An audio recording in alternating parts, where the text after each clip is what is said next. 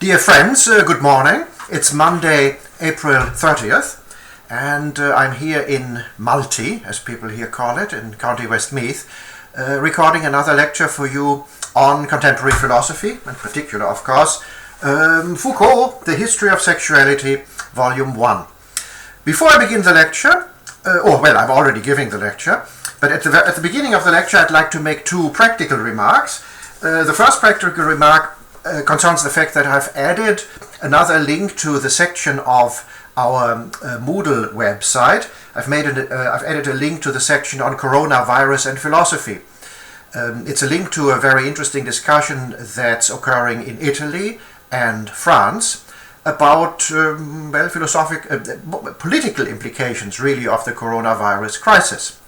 There is now in several European countries, I just mentioned two of them, France and Italy, but also Germany, an interesting intellectual debate regarding some of the implications of the current crisis. And I would encourage you to keep in touch with that debate. The debate really has two dimensions. I mean, first, if you will, a kind of negative dimension, but then also a positive dimension. The negative dimension you will find exemplified in the link that I added. The negative dimension concerns a certain fear or concern that some political measures that are now being put in place in order to combat the spread of the coronavirus might stay with us after the crisis has ended, and therefore change the nature of government, the nature of our political regimes fundamentally. One important example of this is the surveillance of the population. A few weeks ago we looked with a certain degree of, perhaps a mixture of admiration and criticism to some countries in the Far East, like China or South Korea, where governments used advanced technologies, tracking of cell phones essentially, in order to track people who had been diagnosed with the coronavirus.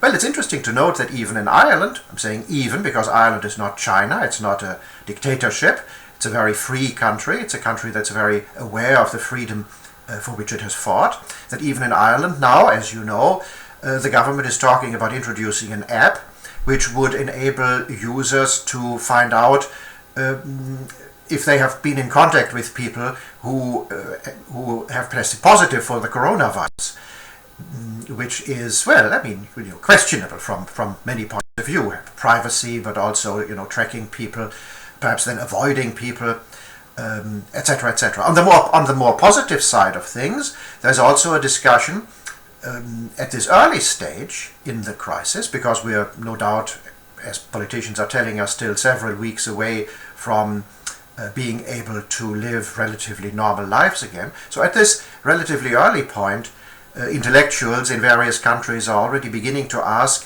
what the opportunities might be of the current crisis. Opportunities to imagine a different life after when economic activities resume and normal life resumes, different from the life that we had before the coronavirus crisis. We did realize at that point, that is to say before the crisis hit, that the kind of lives we were leading were unsustainable. There was too much, let's say, international travel, there was too much consumption.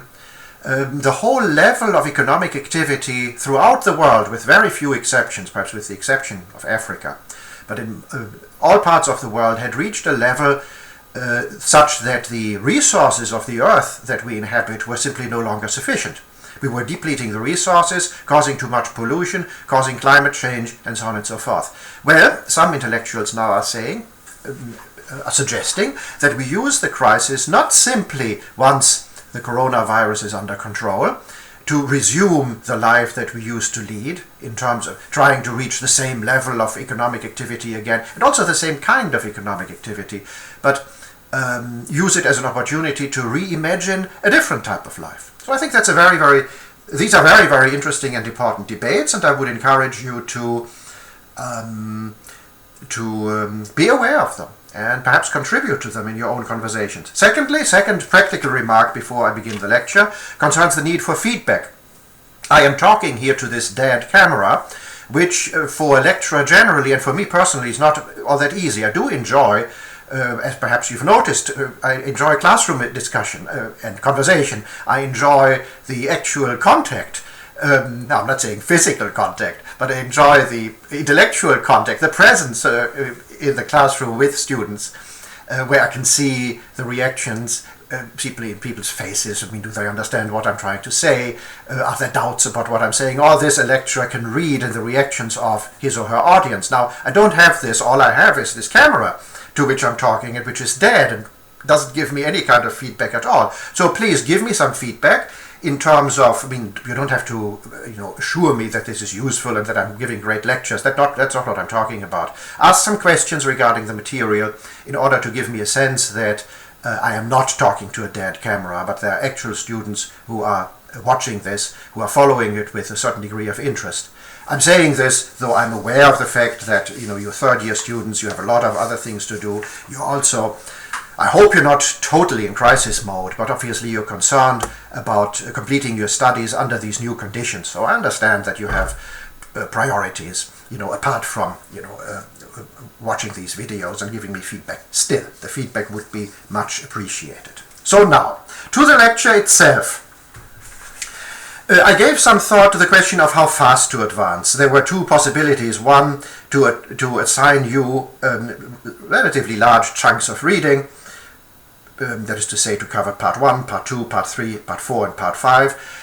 The other was to go chapter by chapter, because for those of you who have the book in front of you, you will notice that each of these parts, it's actually not true, two of the parts fall into several chapters. Part 2 has 2 chapters and part 4 has 4 chapters. So what we're actually going to do is we're going to go chapter by chapter, which means that you will have much less reading for each class. It also means that my lectures will be more detailed. And finally, it will mean that we're not going to cover all that much in the remainder of the semester. We're only going to cover this book, which I guess in the circumstances is an advantage. I could push it now and try to read 3 more books, but given the circumstances, let's cover 1 more book thoroughly, write another set of essays on Foucault and the history of sexuality, and you will have had a reasonable introduction to contemporary philosophy. All right, so therefore, in the light of what I just said, today we're going to study chapter 1 of part 2, which is entitled The Incitement to Discourse, and extends from pages 17 to 35. If you see me looking down here, I'm looking either at the book, or I'm looking at my set of notes, which I made in order not to get totally lost in my lecture. Okay. So pages... what did I just say? 17 to 35, the incitement to discourse. I am going to read you the first paragraph, first of all, so that we have an opportunity to hear Foucault's own voice, but then also and to enjoy his literary talent, but then also to discuss a little bit the literary device that he's using there in this first paragraph. So Foucault begins with the following words. The 17th century, then, was the beginning of an age of repression, emblematic of what we call the bourgeois society, an age which perhaps we still have not completely left behind. Calling sex by its name thereafter became more difficult and more costly, as if in order to gain mastery over it in reality, it had first been necessary to subjugate it at the level of language, control its free circulation in speech, expunge it from the things that were said, and extinguish the words that rendered it too visibly present. And even these prohibitions, it seems, were afraid to name it. Without even having to pronounce the word, modern prudishness was able to ensure that one did not speak of sex merely through the other interplay of prohibitions that referred back to one another. Instances of muteness which, by dint of saying nothing, imposed silence. Censorship. That's the end of the quotation. So, first of all, by the way, I misread one sentence, sorry, but I'm not going to reread the whole thing now. Look at it yourselves. Censorship. The word censorship sums up the entire paragraph. Now note, Foucault is, again, the literary device that he's using here is, he is writing this paragraph in a somewhat provocative way because he's stating very forcefully the thesis, the standard narrative, which in the rest of the chapter he's going to challenge. When he says here censorship started occurring and has been dominant in the 3 centuries since the 17th century, then this is precisely what he wants to challenge. So he begins, if you will, with a provocative and very eloquent statement of the thesis that he actually wants to refute. So, now if there wasn't censorship, then what was there? And if you read on just a few lines beneath the paragraph that I just quoted to you, Foucault wants to argue the opposite. It's not that starting in the 17th century there began to be censorship, but there began to be what he calls a discursive explosion regarding sexuality, and that's what he is now going to argue for the rest of this first chapter. He's going to discuss the nature of this discursive explosion, which he says occurred starting in the 17th century. He doesn't deny, and you can see this as you read into the next couple of pages, Foucault does not wish to deny that speech regarding sex came to be subject to more rigid rules in modern times, in the times that he's talking about. That taboos were established, that certain areas became very difficult to talk about. But he wants to say at the same time that in terms of the amount of attention given to sex, the volume of speech, of discourse devoted to sex, as he says, exploded. So on the one hand, you have a refinement, not sure if sophistication is the right word, you have an increased rigidity, is perhaps the right word here, but this increased rigidity regarding the discourse does not mean simply censorship, simply suppression. It goes hand in hand, according to Foucault, with a proliferation, an increase in talk about sex. The first example, and it's a very telling one, on pages 18 to 21. The first example of this, and it's not just an example, it's a paradigmatic example. It's perhaps the central example from which spawned, gave rise to similar developments in other areas. The first example that Foucault discusses on pages 18 to 21 is a change in the Christian practice of confession regarding sex. Now you could say, why is he using this example? Well, because at this point in European history, the church was not, in European society, something like a marginal phenomenon, which is now gradually becoming, even in Ireland, a phenomenon of interest only to a certain number of people, but it was dominant in society. And so if certain central practices of the church, such as confession, penance, the sacrament of penance, change, that doesn't just mean that a few people change, who still go to church, but at that time it meant vast changes in society as a whole. So, what were these changes in the practice of confession? Well, at the bottom of page 18, Foucault says that in the confessional practice of the Middle Ages, there was a certain nakedness, he says, nakedness of the questions formulated by the confession manuals. Perhaps you don't know what confession manuals were. I'm not sure they still exist. Let's say, therefore, were. These confession manuals were a genre of literature that wanted to give priests assistance as they were hearing confession. Well, not as in the process, they weren't looking at a book, but they prepared themselves for confession by looking at these manuals which went through the major sins by means of the 10 Commandments, then asked in relation to the first commandment, what are the major sins? But then when a person comes to you, to the priest, confessing the sins, what are the questions you are supposed to ask in order to find out more about the precise manner in which the sin was committed, to help the penitent, avoid this in the future and purify his or her spiritual life. So these are the manuals of confession. And so in the Middle Ages, the manuals of confession, he says, had a certain nakedness of the questions formulated in relation to sexuality. So it was very blunt. So you slept with someone who is not your husband or wife. Okay, how many times have you done this? What exactly did you do? Etc., etc. So all this was very direct.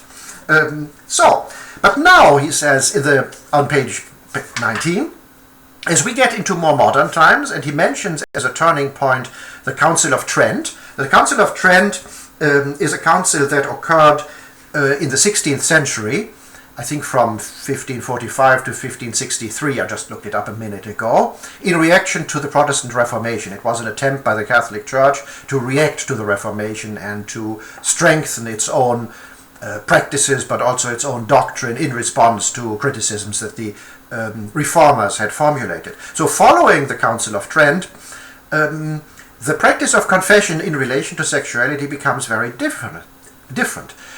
Becomes very different in the following sense. On the one hand,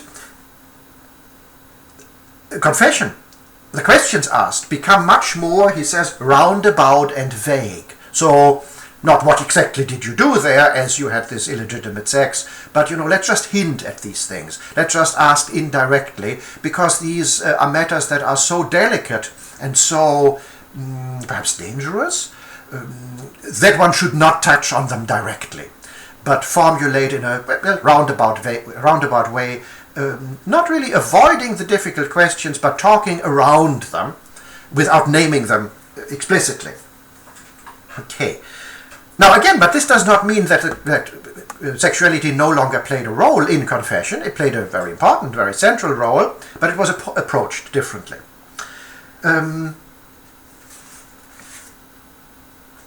How differently? Well, there on page 20, Foucault offers a quotation from one early modern confession manual by an author whom I don't know, Senieri, and he quotes it in French translation, L'instruction du pénitent, but at any rate, here we have the English.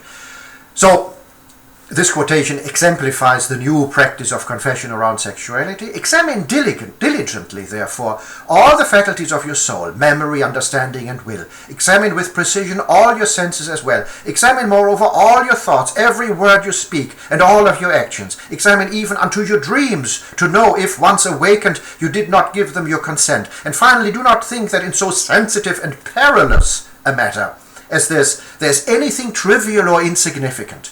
So every slightest sexual thought had to be examined, to ask if perhaps it involved some type of transgression, while never really naming the thing itself.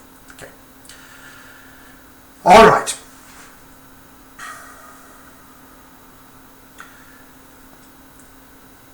So Foucault diagnoses what he calls, and this is a very famous phrase that he uses on page 20 and uses, by the way, repeatedly throughout this first chapter. Foucault diagnoses a transformation of sex into discourse. A transformation of sex into discourse. So it's not so much that in these early modern times sex gets simply repressed. You can't have it anymore. You can have it only very, very limited circumstances, but it's rather there is a degree of greater rigidity, but at the same time a transformation into discourse, a discursive explosion.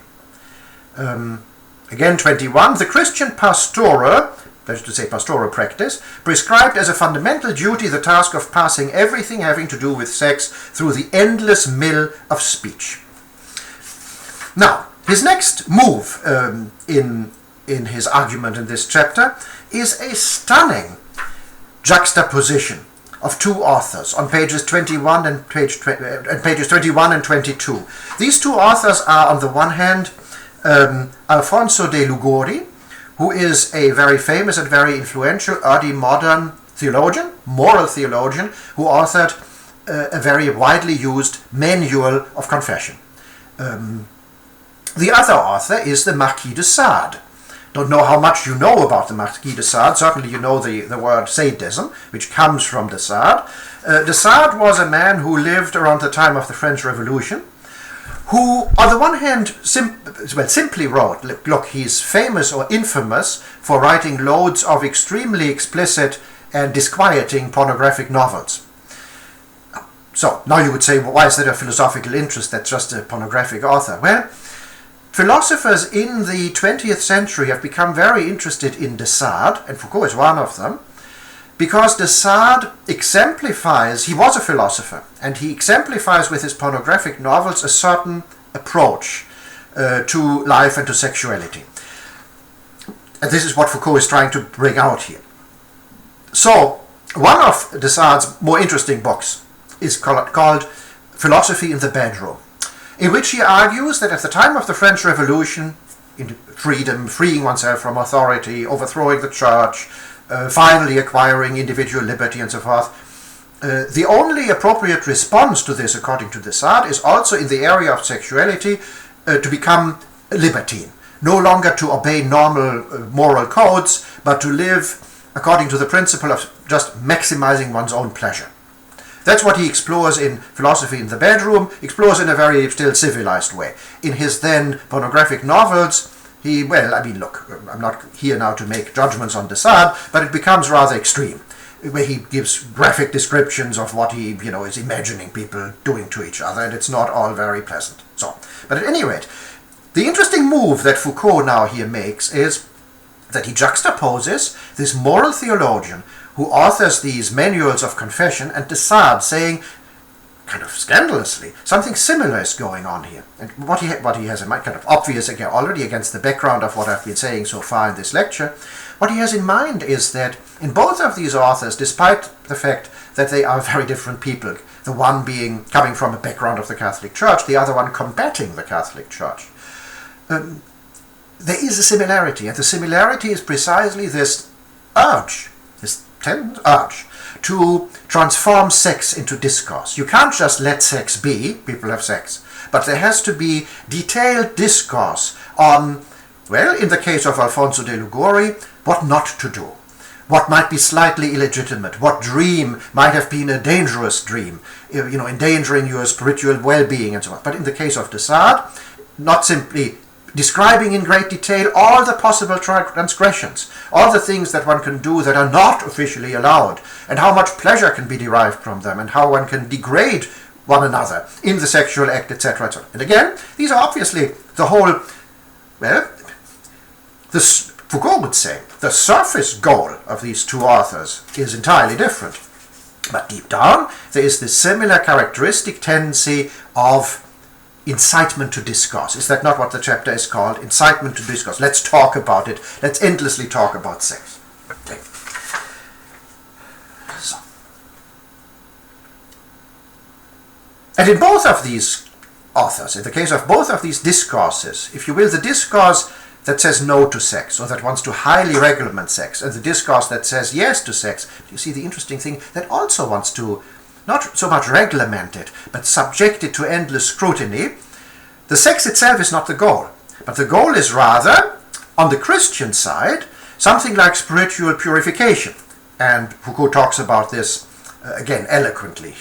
Sorry for repeating it. He does kind of write well. On page 23, Foucault says, after all, the Christian pastoral also sought to produce specific effects on desire, by the mere fact of transforming it fully and deliberately into discourse. Effects of mastery and detachment, to be sure, but also an effect of spiritual reconversion, of turning back to God, a physical effect of blissful suffering from feeling in one's body the pangs of temptation and the love that resists it.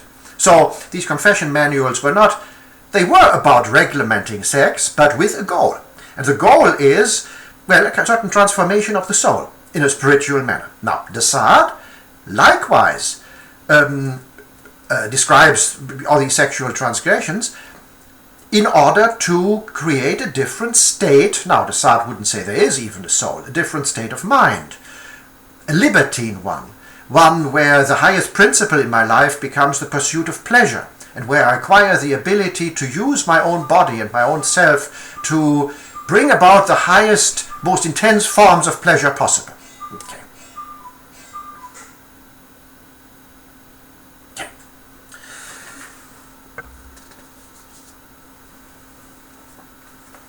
The next step in Foucault's argument,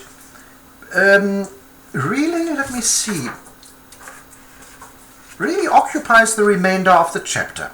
It begins on page 23 and goes on until the end on page 35. The next step for him is to show how, in addition to, and perhaps starting from, though he doesn't say that explicitly, so let's say in addition to these changing practices around confession, in other areas of society, similar mechanisms come into existence which make it necessary to talk endlessly about sex.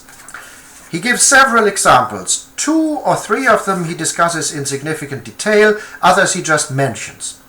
So let's first talk about the examples that he discusses in great detail. So first of all, to be clear what we're talking about. What are these mechanisms for? Well, they are for 24, page 24, last third of the page. Managing sex, inserting sex into systems of utility, regulated for the greater good of all, made to function according to an optimum. So now we're talking about areas of policy, of society, in which sex is not simply allowed to be, people have sex, but rather becomes something that's subject to intense scrutiny and management, even political management. The first example of this that Foucault gives occurs on pages 25, 26, and it's the question of population and management of population and population control. For us now this would seem completely obvious, because in contemporary politics, politics is very much a matter of managing the life of the population of the country over which a particular government rules. The coronavirus epidemic and the reaction of governments all over the world is an example of that. These governments consider it to be their duty to protect their population. Their population means to protect the lives of the people living under these governments. Okay. So, in pre-modern times, people obviously, they were born and died. They had a certain life expectancy. They were fertile or they were not fertile.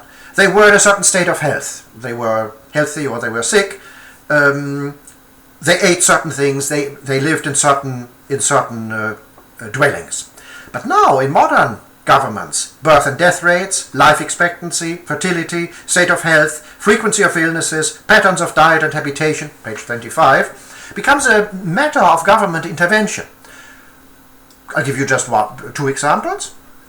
You have heard that China, I think it's abandoned now, for a long time had a policy of prescribing that each Chinese couple was only allowed one child. This was in order to, prevent the overpopulation of China. So the government, I think, fined people when they had a second child.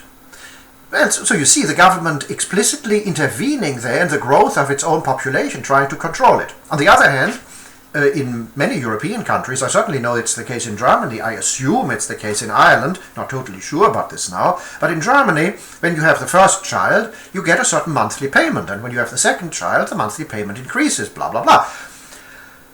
With an obvious goal being the German government is trying to stop the shrinking of the German population, because keeping the population at a certain level is seen as crucial for the functioning, ultimately, of the German economy. A certain number of workers and consumers are necessary for the economy to function. And also, of course, a certain number of workers are necessary to fund the pension payments for the seniors. So you see, population is something that comes to be subject to political intervention. It's not simply that people decide to have children or not to have children, that whatever, it's up to them, but politicians pursue this. Likewise, the health of the population in contemporary times. And again, the coronavirus is an extreme example, but even in other times, every government in the world, with the exception of certain countries which are not yet at that level, is very interested in the health of the population, oversees elaborate health systems, etc., etc. Why is that a task for government? If you go back just 100 years or something, if I get sick, I would go to the doctor in my village, or if I get very sick, I would go to the hospital in Malinga and ask for treatment. This was not something where there was government invention, where there were government schemes, but I paid or didn't pay if I didn't have the money. Now governments see it as their task to ensure the health of the population, again because people are too sick, they can't work. They become a drain on economic activity and on, if I were a politician, I would say global competitiveness. Foucault discusses this in different terms, which I encourage you to read on pages 25 and 26. Towards the bottom of page 26, there is an intriguing remark, which will return briefly, but much too briefly, towards the end of the book, where he hints at the fact that it's within this context of modern governments becoming interested in the kind of bodies of the population. I mean, how many bodies are there? Are the bodies healthy? Are the bodies living in houses that are well insulated? And blah, blah, blah. In this context, Foucault says, bottom of 26, in time these new measures would become anchorage points for the different varieties of racism of the 19th and 20th centuries. And then he moves, in the next sentence, he immediately moves on and says it was essential that the state know what was happening with its citizens' sex. So he mentions, at least here, the question of racism only very much in passing. There are, later in the book, slightly more explicit discussions by Foucault about racism and the origins of racism. There are lectures that he gave in Paris where he discusses racism in more detail. It's very interesting, though. In this context, let me only hint at it, because Foucault himself only hints at it. He suggests that racism arose in the context of modern governments becoming interested in their populations and in regulating their populations. And he's suggesting that governments then became interested not only in making sure people, there were enough births and people were healthy enough, etc., but also making sure a certain homogeneity of the population, making sure not too many foreign bodies intruded. And in this context, racism arose. Racism, which, one should say, is a totally modern phenomenon. Again, if you look, I say again because I made a similar point before in class, if you look at let's say a Latin dictionary or a Greek dictionary, you try to look up the term race, you won't find it in those dictionaries. In the Middle Ages or Latin-speaking people would not have been able to talk about race. They would have been able to talk about foreigners or about tribes that came from different parts of the country. But the whole notion of race, which of course then is immediately connected with things like skin color, color of hair, or shape of one's eyes and stuff like that, is modern. So that's certainly quite interesting and important to bear in mind. So we're still talking about various aspects of society, in addition to confession, where in modern times sexuality becomes an object of transformation into discourse, and of course political action. And so population control is one. Another example on which Foucault talks about in quite a bit of detail, I think it's pages 27 to page 30, is the question of the sexuality of children. He is saying that, again, before modern times, there was no great interest, no great discussion regarding the sexuality of children. In modern times, it becomes a matter of intense, regulation and discussion, and particularly making sure that children don't have sex, or for example, don't touch themselves. I don't think that's such a big issue now anymore in our Western societies, but if you go back just a few decades, parents and teachers and priests would have been hugely preoccupied with making sure that children and adolescents don't touch themselves. Why this was such an important, Foucault said, what's such an important matter? To regulate their sexuality, not simply to let it exist in some shadowy realm, but to make sure it was subject to rules, very strict rules, but then also constant conversations, constantly making sure, did you perhaps think of doing this, or did you perhaps have a dream that was in some way illegitimate, and talking about endlessly. On page, let me see here, 31, there's a passage that I think is very controversial. I'm going to talk about it briefly, then I encourage you to read it, but also to think about it critically. Because Foucault makes a startling claim there. The claim is, he makes the claim around a story that he says occurred in 1867 in France. In 1867 in France, there was a case where he mentions it very precisely, in the village of Lapcour, some farmhand had some sexual encounter with a girl, so underage. Foucault makes this point. He says, up to that point, this kind of encounter, what exactly it was, read it and you'll see. That kind of encounter would have been completely unremarkable. Neither the farmer nor the girl nor anyone else would really have given a lot of thought to it. This is the kind of thing that happened. However, towards the middle of the 19th century now, this becomes a matter of intense interest and intervention at various levels. I'll read you a quotation on page 31. Foucault says, Foucault has an obvious opinion regarding this. He says, the pettiness of it all.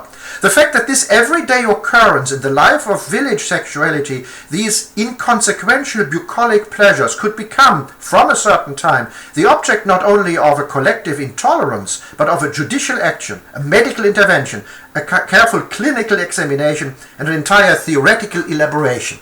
Because this farmhand now becomes subject to criminal prosecution, but then there's also medical intervention. What's wrong with this guy, etc., etc. And Foucault is saying that's a typically modern phenomenon, therefore suggesting that rules regarding sexuality evolve historically, and that our modern rules are not something that can simply be taken for granted.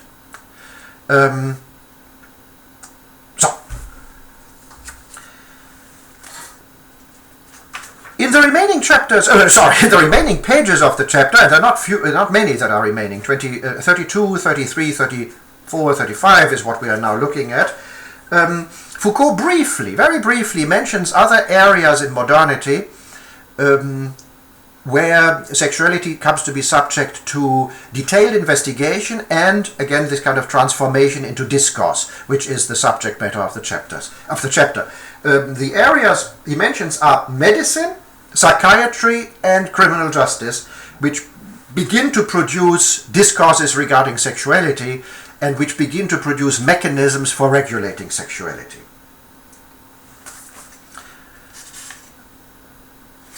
His summary really is in the last couple of pages.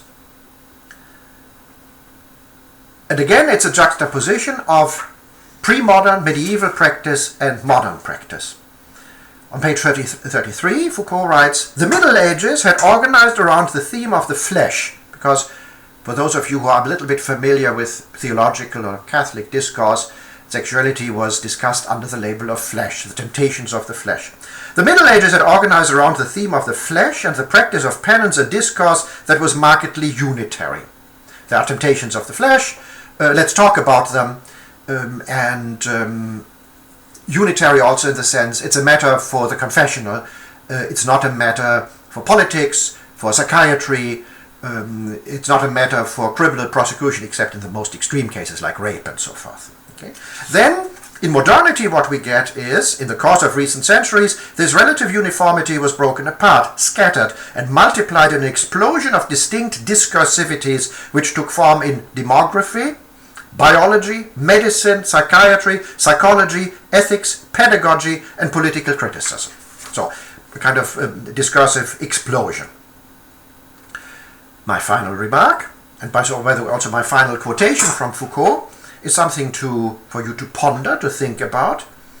What is peculiar to modern societies, last sentence of the entire chapter, in fact, is not that they consigned sex to a shadow existence, but that they dedicated themselves to speaking of it ad infinitum, endlessly, while exploiting it as the secret.